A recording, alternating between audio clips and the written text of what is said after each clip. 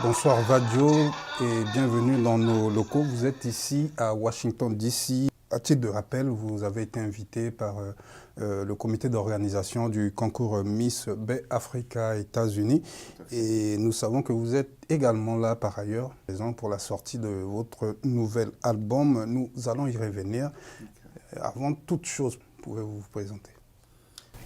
Je m'appelle Vadio Samasita. Je suis né à Bangui.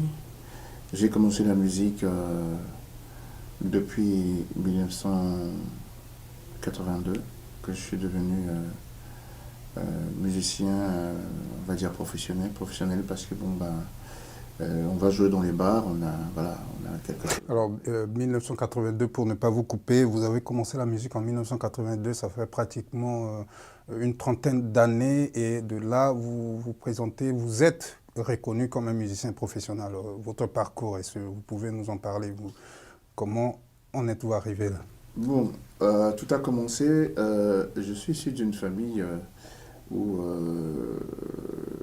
un patriarche, le grand-père, qui est musicien traditionnel, qui joue à un instrument qu'on appelle l'ibeke, en langue Nwaka, enfin en dialecte Nwaka, je veux dire. Et ce grand-père, quand je partais en vacances, chantait tous les soirs parce qu'il n'y a pas de télé, il n'y a rien, c'est un campement, c'est au bord du fleuve, sur une île, en plein forêt. Donc il n'y avait pas de voisinage. Donc j'étais le petit garçon de mes grands-parents. Et donc je l'écoutais chanter, me raconter des histoires anciennes et tout. Et petit à petit, j'ai pris goût à la musique. Déjà à ce jeune âge-là, avec les amis, on se montait les groupes. Moi, personnellement, je vous ai vu, je vous ai connu à travers le groupe Cool Stars. Alors, comment en êtes-vous arrivé à Cool Stars? Ça a été votre premier groupe? Non, Cool Stars n'est pas le premier groupe. En fait, de compte, après avoir joué, enfin, on imitait les grands orchestres qui jouaient à l'époque au Hit Parade, puisque c'était les chansons qui passaient au concert des auditeurs. On appelait ça une émission de la radio Centrafrique, ça s'appelait les concerts des auditeurs. C'est-à-dire que dans les différents contrées de la République, les gens payaient quelque chose et puis ils demandaient des dédicaces, ils dédiaient des chansons à la famille et tout. Donc c'était comme ça que nous, on est arrivé à capter les chansons. Et moi, vraiment, pour faire simple, j'allais voir Philippe Ferreira, puis il m'arrivait d'aller chez lui à Cicatroix pour gratter la guitare. Et donc lui il grattait la guitare, je chantais du reggae, on faisait des trucs, on était jeunes, on avait quoi, 19-20 ans. Et puis donc voilà, donc par la suite, j'arrivais pas à franchir le pas. Heureusement pour moi, et puis malheureusement pour mon père, mon oncle, Jean ETA, qui avait fini ici en France, qui est reparti à Bangui, en Centrafrique, il avait ramené du matériel, des instruments de musique, voilà. Il a monté un groupe. Et dans ce groupe, il y avait Soxo Sokombi, un ex-transfuge de Tropical Fiesta et de l'orchestre Arc-en-Ciel de Malawi ici. Il y avait Diogo Marcelli de Tropical Fiesta, il y avait Philippe Mabikala, un transfuge de l'orchestre Muziki, il y avait Christian Noël Panica qui était à guitare et puis les autres. Donc dans ce groupe, moi j'ai commencé comme auditeur libre. J'étais entre deux, c'est-à-dire que dès qu'il y a l'intermède, on appelle ça enfin l'intermède musical, je venais, j'interprétais la salsa, le reggae, des trucs comme ça, c'est-à-dire que quelque chose qui n'avait rien à voir avec le soukous. Vous étiez comme dans un rôle un peu secondaire. Voilà. Et de là, maintenant, vous êtes entré dans des rôles purement premiers. Alors, quel a été l'élément déclencheur de ce passage? En fait, je possédais déjà ça en moi. Et on me voyait, je partais à Mouziki. Quand j'arrivais à Mouziki, parce que pour être reconnu en tant que musicien, tu allais quand tu vas dans le concert des autres, voilà, quoi, tu viens, tu prends le micro, tu interprètes.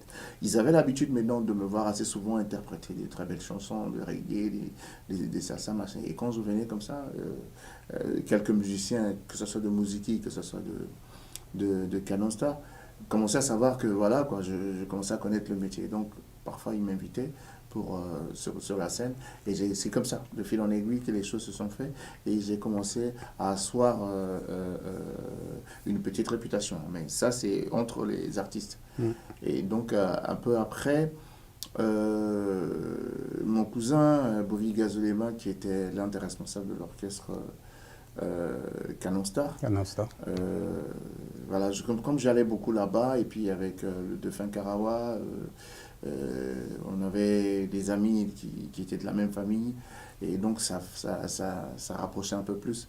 Et donc c'est comme ça que je suis de 82, où j'ai joué à Matanga pendant quelques mois, puisque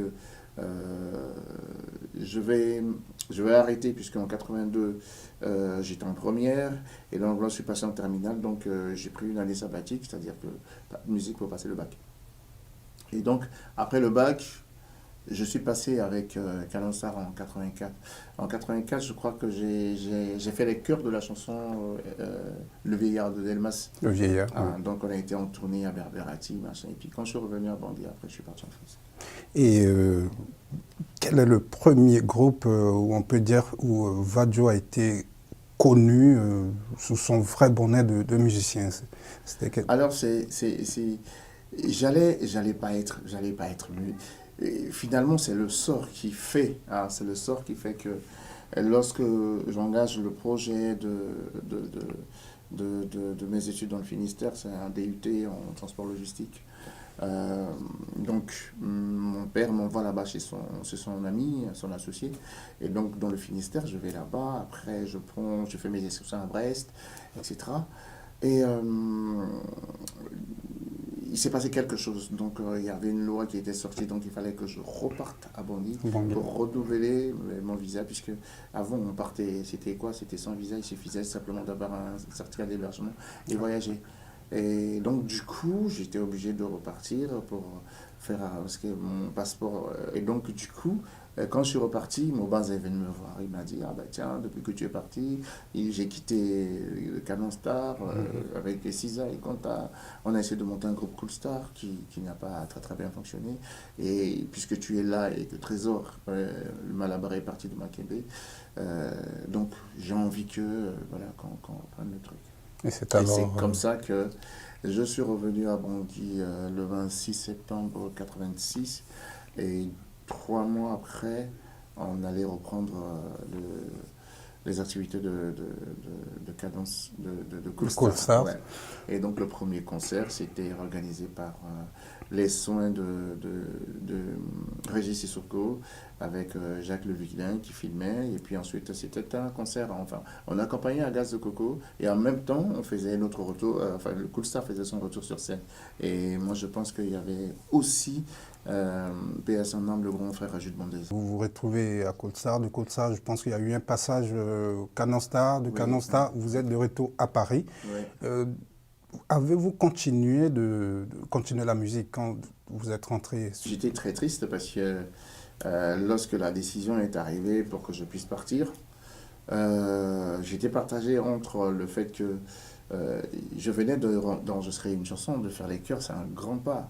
C'est un grand pas parce que quand même, c'était la première fois que j'écoutais ma voix à la radio, en sachant que en République centrafricaine à l'époque, il n'y avait pas de studio et qu'on venait, tous les orchestres venaient enregistrer à la maison de la radio. C'est-à-dire que c'est sur 2 pistes, c'est-à-dire que vous êtes 14 musiciens, quand il y a un qui se trompe, vous reprenez la chanson, quoi. Donc voilà. Donc moi j'étais trop fier d'écouter ma voix à la radio, et puis voilà. Et subitement on me dit de partir. Et donc voilà, quoi, c'est à contre-cœur. Mais quand je suis arrivé ici pour répondre à votre question, non, voilà, c'était une autre vie. Et voilà, c'était la première partie de notre entretien avec ce grand artiste centrafricain, Vadjo Soumoussita. Et comme nous vous l'avions annoncé au cours de l'entretien avec l'artiste, son nouvel album, Sahélé, est déjà disponible. Cet album de 12 titres, que je vous recommande vivement, est déjà disponible sur toutes les plateformes de téléchargement et dans certains points de vente. Merci et à la prochaine.